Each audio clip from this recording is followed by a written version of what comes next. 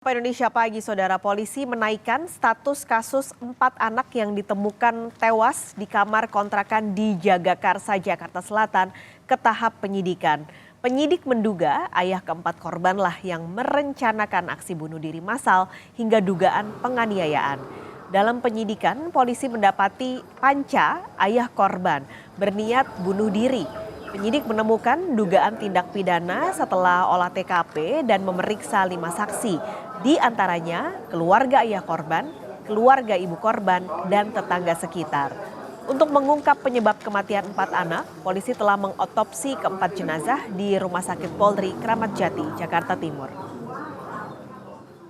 Meningkatkan penyelidikan kasus ini ke tahap penyidikan. Karena kami menemukan adanya dugaan tindak pidana dari peristiwa yang terjadi. Tim forensik Rumah Sakit Polri Kramat Jati, Jakarta Timur masih mengotopsi 4 jenazah anak yang tewas di Jagakarsa. Keempat korban diduga telah meninggal dunia 3 sampai 5 hari sebelum ditemukan. Petugas menemukan adanya luka lebam pada bagian mulut dan hidung pada keempat jenazah.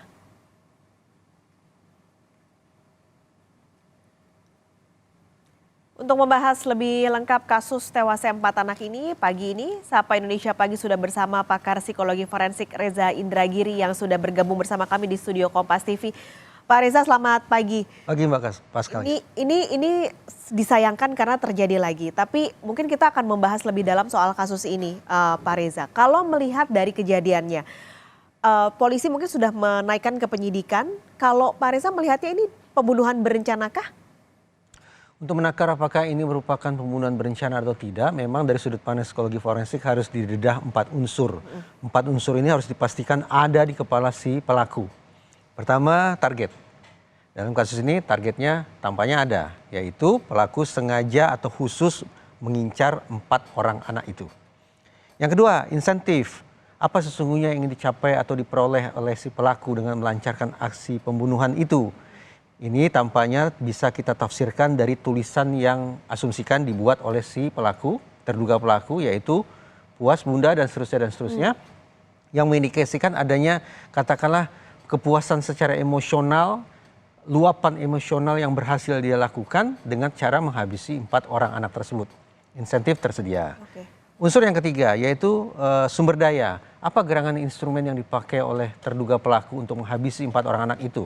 Apakah racun? Dan seterusnya. Perkiraan saya ada sumber daya itu karena tampaknya kecil kemungkinan ada 4 orang anak meninggal serempak di lokasi yang sama di waktu yang sama. Kecuali dengan rekayasa tertentu, berarti ada sumber daya, ada instrumen kejahatannya. Dan yang keempat adalah resiko. Apa sesungguhnya yang dilakukan pelaku untuk menghindari resiko? Berdasarkan pemberitaan, terduga pelaku ini kabarnya melakukan perlukaan di daerah nadi. Barangkali itu merupakan cara dia untuk menghindari resiko agar terhindar dari pertanggungjawaban pidana. Sah sudah, andaikan 4 hal itu tadi, target, insentif, sumber daya, dan resiko, terbukti ada di kepala pelaku, maka ini merupakan pembunuhan berencana, bukan pembunuhan yang biasa atau pembunuhan yang bukan berencana. Kalau melihat dari tadi sudah melengkapi dari 4 instrumen yang Bang Reza beritahukan, motifnya jadi penting lagi nggak sih Pak Reza untuk bisa mengarahkan atau penyidikan kasus ini? Sebetulnya kasus pidana tidak tergantung pada motif. Sepanjang terbukti perilakunya, bukan motifnya. Sepanjang bisa terbukti perilaku ini dilakukan oleh si ini, maka itu sudah bisa berlanjut proses pidana. Kenapa kemudian kita tertarik untuk berbincang tentang motif? Pertama karena pengaruh film Hollywood yang acap kali mengajak kita untuk memecahkan misteri tentang apa suasana hati orang yang melakukan tindakan kejahatan. Itu satu. Dan yang kedua adalah dalam konteks pemecahan masalah-masalah psikis. Tentu ketika seseorang melakukan kejahatan sifatnya emosional, harus dibedakan dengan orang yang melakukan kejahatan instrumental. Nah, ketika mencari solusi lantas seperti apa, barulah perbincangan tentang motif menjadi relevan. Tetapi kalau kita sebatas bicara tentang bagaimana proses penegakan hukumnya, maka perbincangan tentang motif sesungguhnya tidak terlalu relevan atau tidak terlalu penting. Tidak perlu diungkap artinya? Silakan saja kalau mau diungkap. Tapi sekali lagi berlanjut atau tidak berlanjutnya proses hukum tidak ditentukan oleh terungkap atau tidak terungkapnya motif pelaku.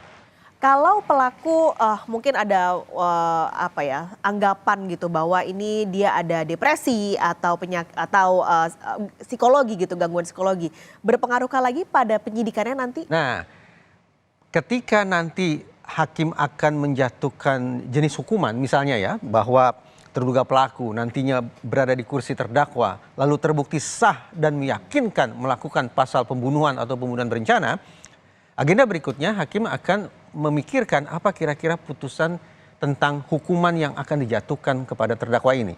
Dia sudah divonis bersalah, apa hukumannya? Nah, perbincangan tentang adakah kemungkinan terdakwa ini punya gangguan jiwa dan seterusnya menjadi relevan di situ.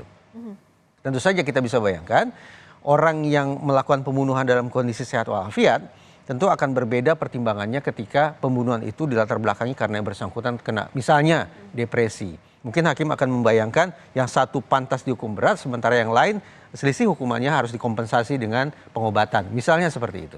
Oke, ini tapi bagaimana ya membedakan bahwa atau apa yang jadi nanti pertimbangan memang dia benar-benar depresi gitu, Pak Reza. Ini kan kadang kalau orang awam tuh kadang suka jangan-jangan dia pura-pura aja atau apa pertimbangannya nanti? Kata pura-pura yang Mbak Paskalis ceritakan itu memang sangat penting untuk diuji.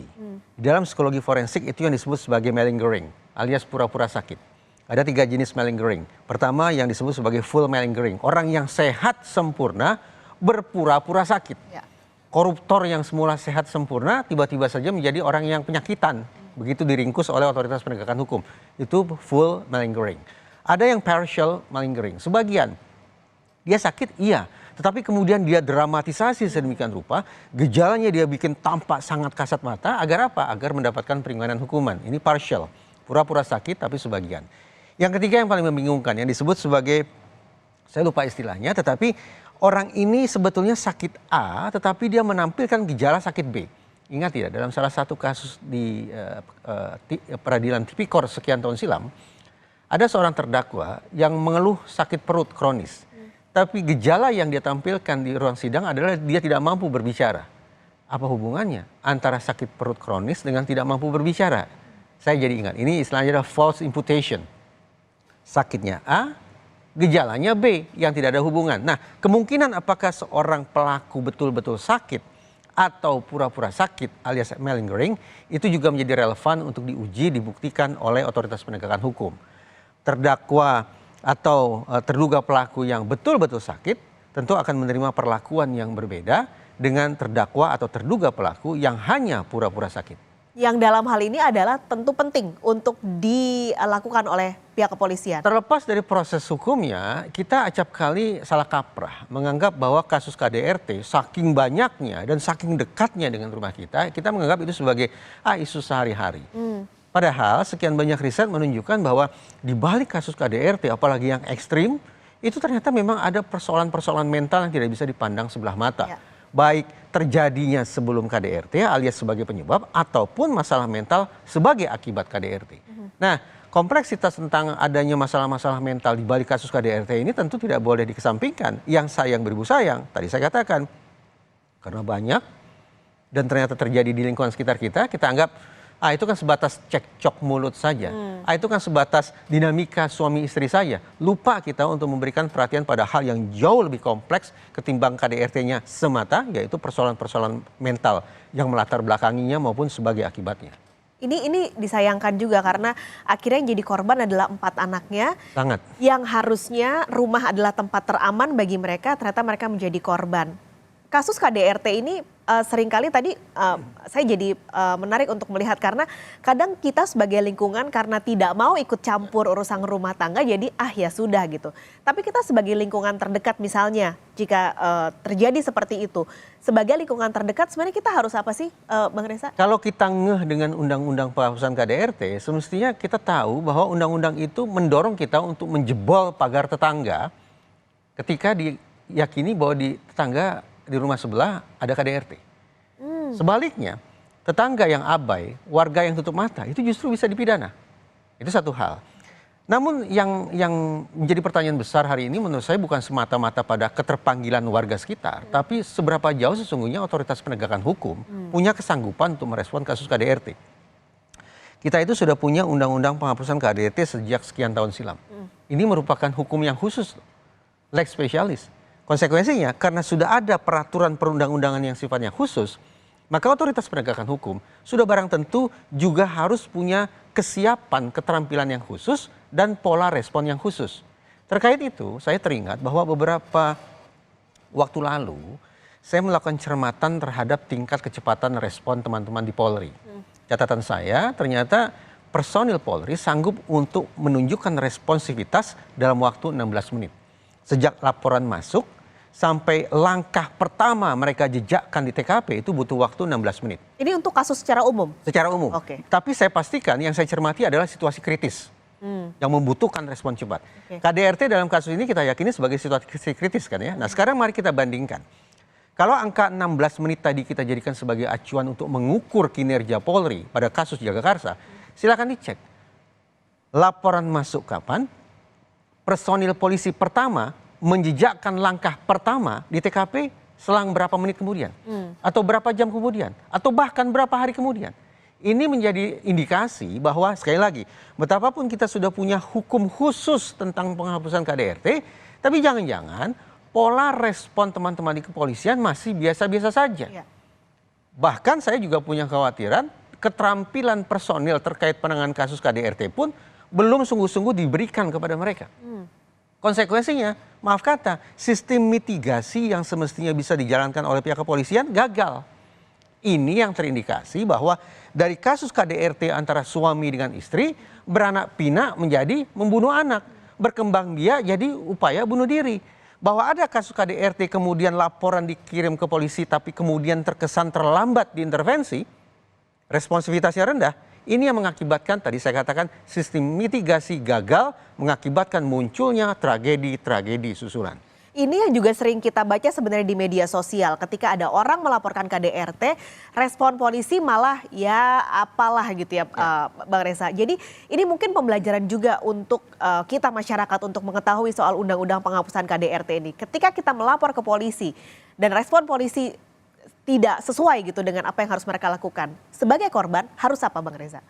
Sebetulnya Kapolri pernah mengeluarkan semacam surat peraturan. Sehingga saya Kapolri Jenderal Idam Aziz yang mengatakan tidak boleh menolak laporan masyarakat. Tetapi semestinya tidak cukup hanya pada ketentuan semacam itu.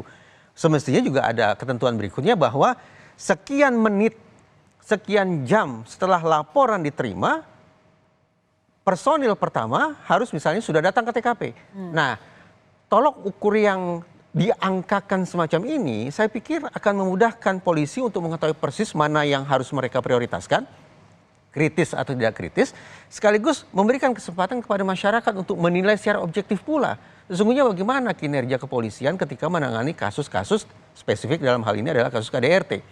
Kan jadi aneh, undang-undang khususnya sudah ada, tapi keahlian atau keterampilan kerja khusus penanganannya tidak dibangun, dan pola kerjanya juga biasa saja. Iya. Mitigasi sistem tidak berjalan, 4 orang anak jadi korban. Kalau masalah visum? Terkait apa? KDRT kadang kan kita ada aturan 2 kali 24 jam, itu tuh gimana Bang Reza? Pertanyaan semacam itu saya pikir lebih tepat kalau diajukan kepada kedokteran forensik. Tetapi psikologi forensik juga memiliki metode yang disebut sebagai otopsi psikologis. Kapan gerangan visum dilakukan, kapan gerangan otopsi psikologis diselenggarakan? Sekali lagi, tergantung pada seberapa cepat personil Polri menangani kasus dan melibatkan dua otoritas itu. Baik otoritas kedokteran forensik maupun otoritas psikologi forensik. Karena mereka tidak mungkin jemput bola. Polisi lah, personil Polri lah yang seharusnya bekerja sebagai first responder. Pihak pertama yang merespon tindak pidana. Tapi kalau kita sebatas bicara tentang bunuh dirinya, maka sudah barang tentu first respondernya bukanlah polisi, tetapi barangkali dinas kesehatan atau dinas sosial atau dinas-dinas lainnya. Karena bunuh diri bukan merupakan masalah pidana. Ini harapannya menjadi pembelajaran tentunya Bang Reza untuk semua lingkungan, polisi juga tentunya supaya agar. Jadi PR besar yang tidak boleh dikesampingkan dari kasus Jagakarsa adalah seberapa jauh ini Kapolri kita menggerakkan seluruh sistemnya untuk meninjau ulang kesiapan personil dalam menangani kasus KDRT dan seberapa jauh peningkatan pola respon harus dilakukan. untuk perlindungan anak dan perempuan agar rumah tetap menjadi tempat yang Walaupun paling. jangan salah, juga ada suami yang menjadi korban KDRT. Oke, itu tetap jadi paling penting. Kembali ini pembelajaran tentunya untuk aparat supaya bisa meresponnya dengan baik. Lebih cepat. Tidak terjadi korban-korban lagi ke depannya. Bang Reza, terima kasih sudah Terima kasih, bergabung Mbak pagi Paskalis. ini, sudah berada di studio Kompas TV. Sehat selalu, sampai Terima ketemu kasih. Bang Reza. Dan saudara, kita akan langsung saja melihat kondisi di TKP. Sudah ada jurnalis Kompas TV Putu Trisnanda saat ini ada di kawasan Jagakarsa, Jakarta Selatan. Putu, Anda sudah ada di TKP. Apakah ada fakta-fakta baru yang ditemukan pada hari ini dari kasus dugaan pembunuhan ini? Karena ayah korban sempat dilaporkan KDRT sebelum anaknya ditemukan tewas. Putu. Ya, selamat pagi Paskalis dan juga saudara. Sampai dengan saat ini memang tentu saja pasti ada fakta baru, tetapi tidak semua bisa dibuka kepada publik karena dari pihak kepolisian, khususnya dari penyidik baik itu di Polsek ataupun juga di Polres Jakarta Selatan masih terus melakukan proses penyidikan. Tahap hukumnya sekarang sudah naik, Paskalis dan juga saudara, jika sebelumnya adalah penyelidikan, ini sudah naik ke tahap penyidikan karena diduga ada tindak pidana yang terjadi. Meskipun demikian sampai dengan saat ini tersangka belum resmi ditetapkan karena masih ada beberapa pernyataan atau saksi,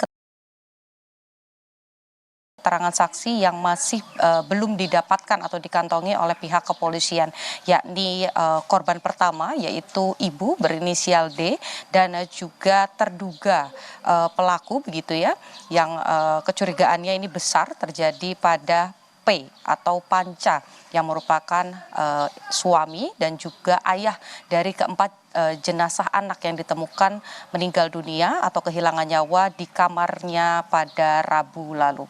Beberapa fakta yang sudah tersiar ke publik, yang pertama adalah terkait dengan identitas, kemudian juga terkait dengan bagaimana sifat-sifat dari masing-masing pihak yang terlibat dalam kasus ini, baik itu sang ayah, sang ibu, ataupun juga keempat anaknya. Diketahui dari warga atau pemilik kontrakan ini, pasangan ini tinggal ataupun juga mengontrak di kawasan ini sekitar 9 bulan yang lalu, di mana 4 bulan terakhir ini diketahui menunggak atau tidak membayar biaya kontrakan, sehingga sempat ada permintaan dari pemilik kontrakan untuk kemudian berhenti tinggal atau meninggalkan wilayah ini.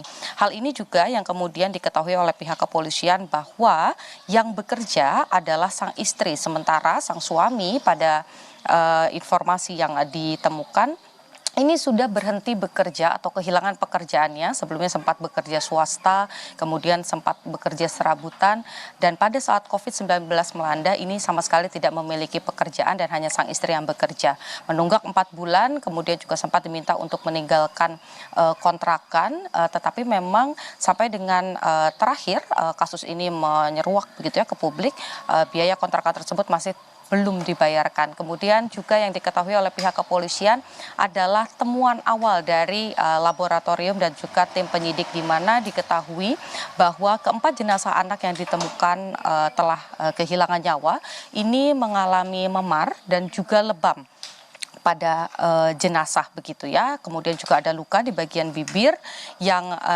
ini masih diperiksa lebih lanjut lagi apakah ini timbul sebelum meninggal atau ini merupakan luka setelah meninggal, yakni lebam. Kemudian juga ada beberapa tes yang dilakukan oleh pihak kepolisian, yakni ada tes DNA, kemudian toksikologi, karena ada pernyataan begitu dari salah satu saksi yang tidak mau disebutkan namanya, informan begitu ya, yang tadi sempat berbicara dengan kami, adalah badan dari keempat jenazah ini suhunya panas begitu. Jadi diduga ada racun yang sempat ditenggak, tetapi hal-hal tersebut, kemungkinan tersebut tentu harus menunggu terlebih dahulu bagaimana hasil dari tim forensik.